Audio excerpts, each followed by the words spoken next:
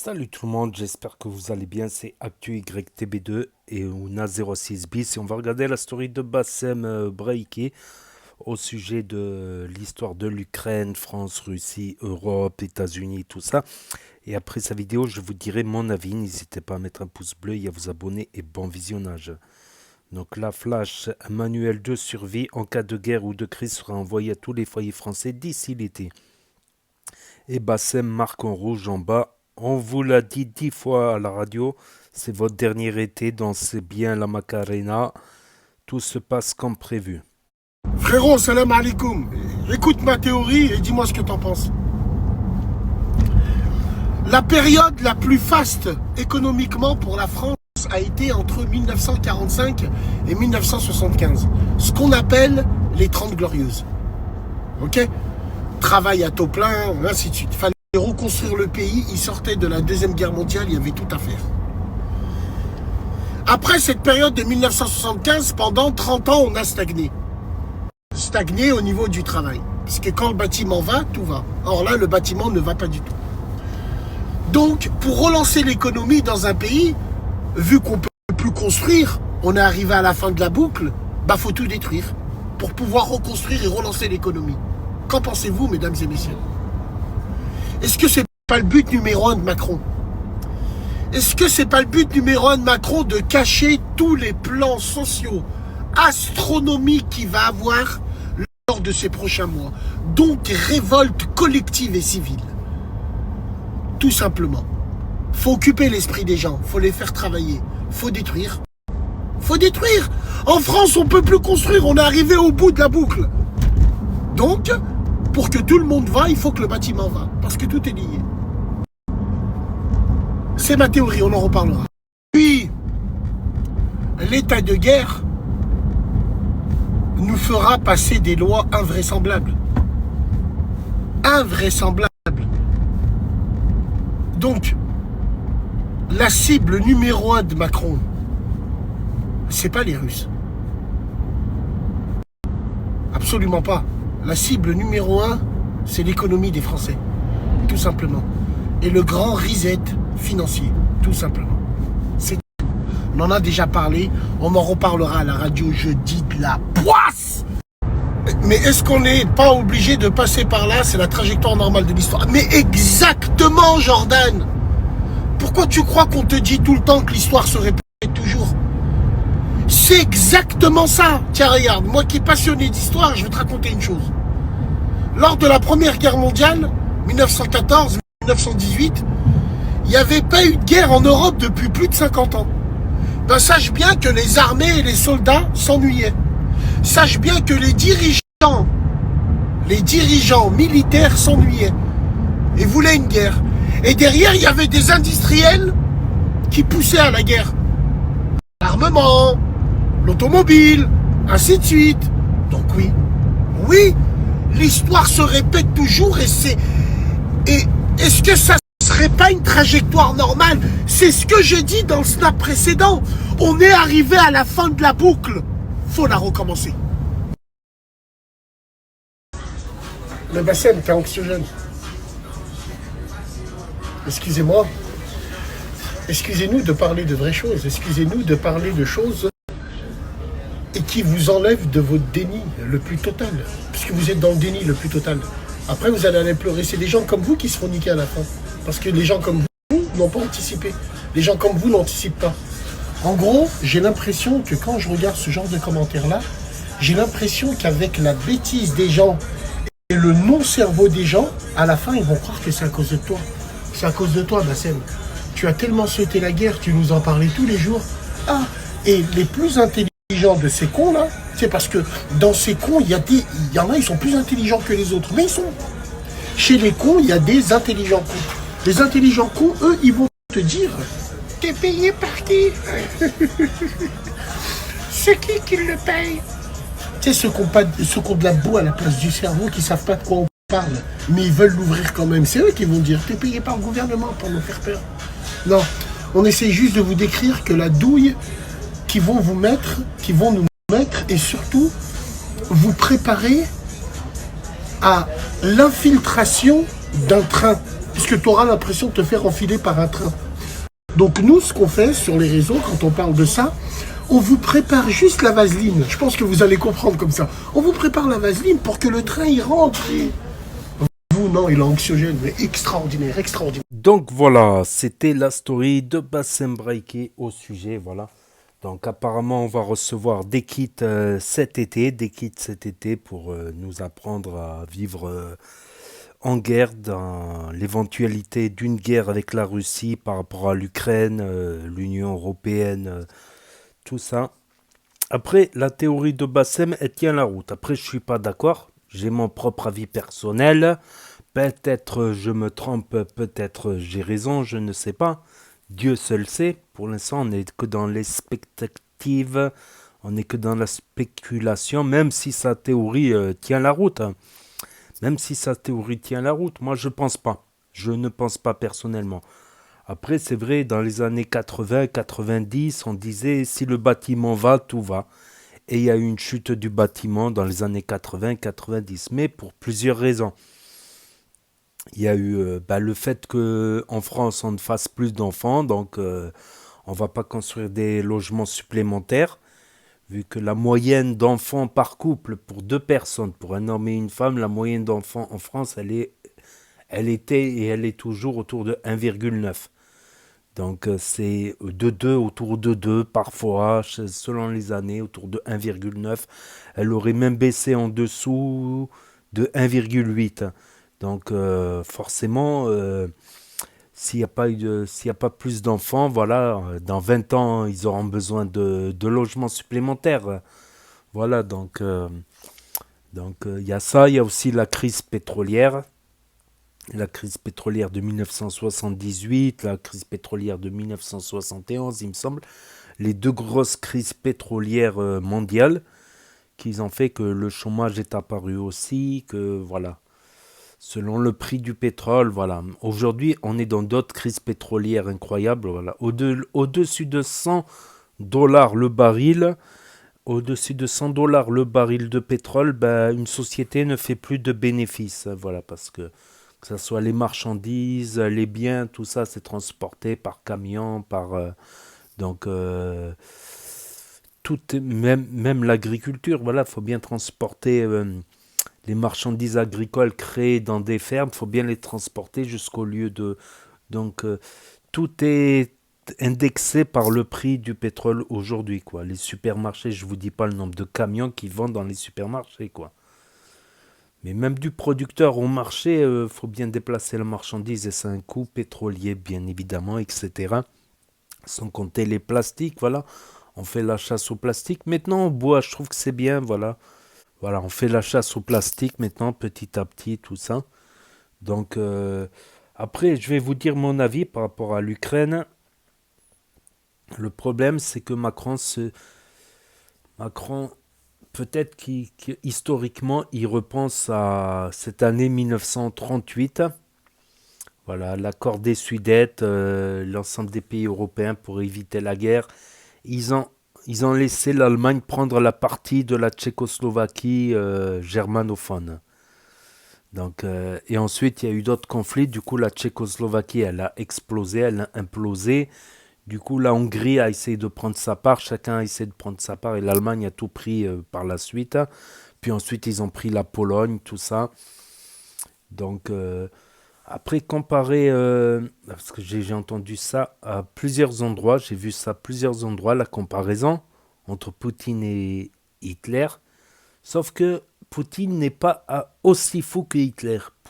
Hitler, il était dans une doctrine race blanche, race aryenne. Il prenait des symboles hindous, des symboles un peu partout. Euh, Hitler n'était pas aussi. Non, Poutine n'est pas aussi fou que. Voilà, il est plutôt pragmatique. Poutine, il n'est pas aussi fou que Hitler. Mais est-il aussi impérialiste que Hitler? Ça, là est la question. Là est la question. À savoir que Poutine, sachez que voilà, pendant la chute du mur de Berlin, Poutine travaillait dans, si je dis pas de bêtises, dans le KGB, dans le KGB, non, dans le KGB à Berlin. À Berlin-Est, voilà, l'Allemagne était séparée en deux et la RDA et la RFA, voilà, une partie qui était contrôlée par l'URSS, l'ancienne URSS, l'Union soviétique. Donc il paraît que Poutine avait très mal digéré de devoir quitter Berlin et de devoir abandonner Berlin qui était contrôlé par l'URSS. Il y a une certaine nostalgie de cette grande URSS. Donc moi je me pose la question, Poutine est-il aussi impérialiste que Hitler? Là peut-être. Là peut-être. Et c'est là où ça me donne un doute. Voilà. C'est cette nostalgie de l'URSS qu'a Poutine. Le fait qu'il ait mal digéré la chute du mur de Berlin et de devoir quitter l'Allemagne, mais aussi les autres pays de l'Est, qu'ils ont tour à tour basculé dans l'Union européenne, la Pologne, la Tchécoslovaquie, la Hongrie, la Roumanie, des pays encore plus proches de la Russie, comme l'Estonie, la Lituanie, voilà, et il y en a même qui ont parlé de la Suède parce que voilà, les Russes estiment historiquement qu'ils sont descendants des Vikings. C'était des Vikings, pour schématiser, pour simplifier, c'était des Vikings qui étaient descendus en Ukraine. Du coup, c'est pour ça qu'ils considèrent l'Ukraine comme la patrie mère qui a enfanté la Russie, quoi. Donc à ce moment-là, même la Suède, voilà. Après, vous allez me dire, oui, ils galèrent en Ukraine, ils galèrent en Ukraine. Voilà, ils essayent de maintenir des fronts. Mais à savoir que là, ils sont vraiment pas loin de la Moldavie, quoi. Je pense que s'ils concentrent tous les troupes pour rejoindre la Moldavie, en quelques semaines, ils peuvent, voilà. Sauf que là, ils ont laissé les troupes un peu partout sur la ligne de front.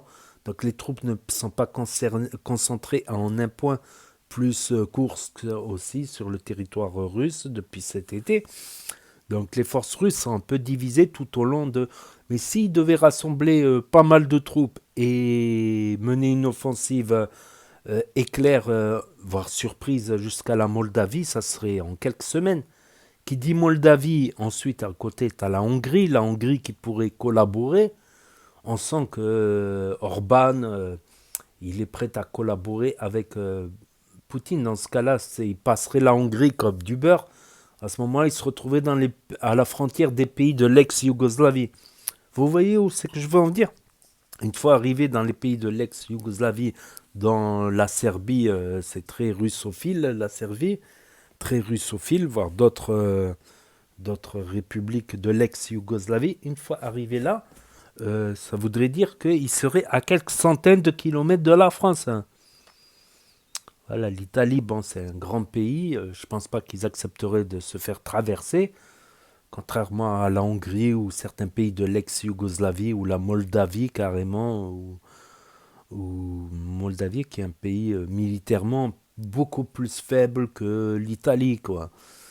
Donc, oui, on peut avoir des craintes. On peut avoir des craintes. Certes, Poutine n'est pas aussi fou que Hitler, mais peut-être pas moins impérialiste, hein. Voilà, n'oubliez pas que presque il a versé une larme quand il devait quitter Berlin.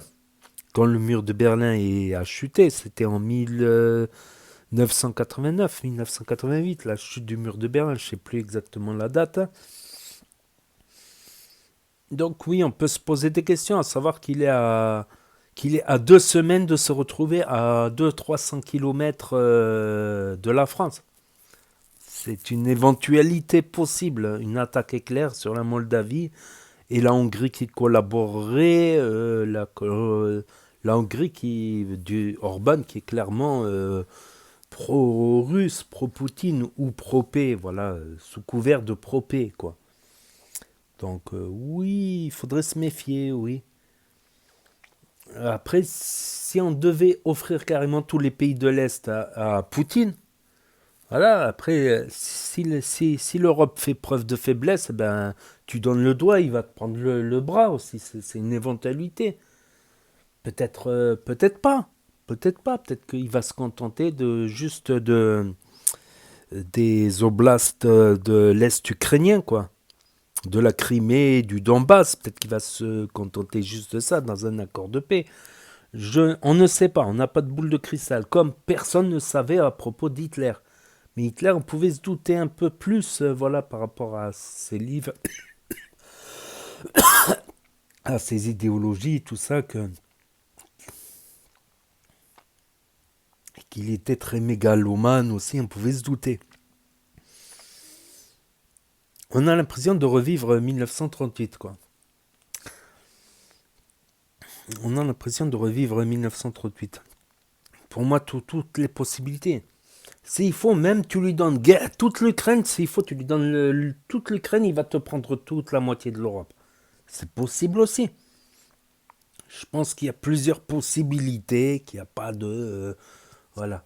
Je connais pas l'avenir, j'ai pas de boule de cristal, mais on peut se faire une petite idée de ce qui peut advenir. S'il faut, tu offres l'Ukraine, l'Est ukrainien à Poutine dans un accord de paix, il sera content. Comme sur LCI, ils ont évoqué, en proportionnalité avec la France, c'est comme si tu donnais des régions de Grand Est à l'Allemagne, quoi.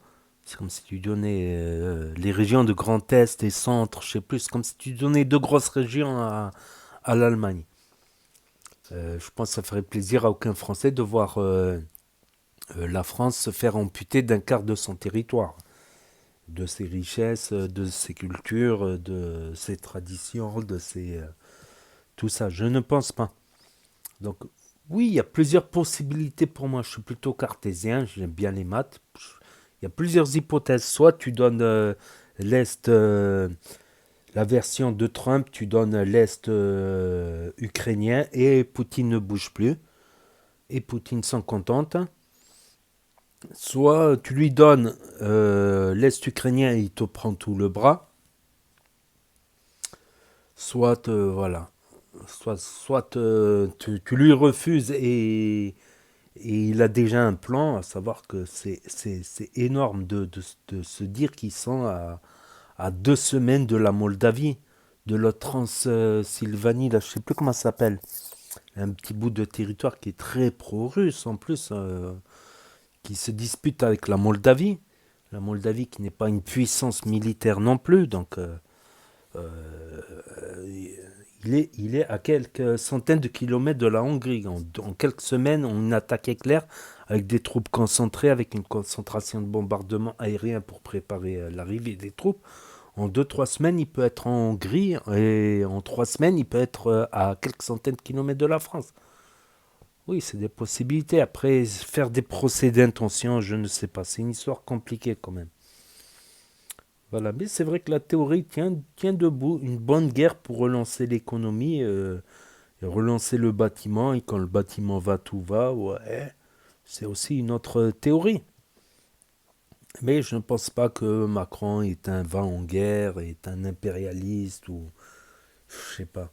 Surtout que Macron, voilà, là, dans 2 ans, il n'est plus président, il ne pourra plus être président. Certes, il peut mettre quelqu'un à sa place, une marionnette, mais bon. Enfin bref, donc n'hésitez pas à me dire vous ce que vous en pensez dans les commentaires, à mettre un pouce bleu, à vous abonner, à cliquer sur la cloche. Et je vous dis à très bientôt les amis les potos pour de nouvelles vidéos. Merci d'avoir regardé, c'était Nas06 bis, tchuss et à plus.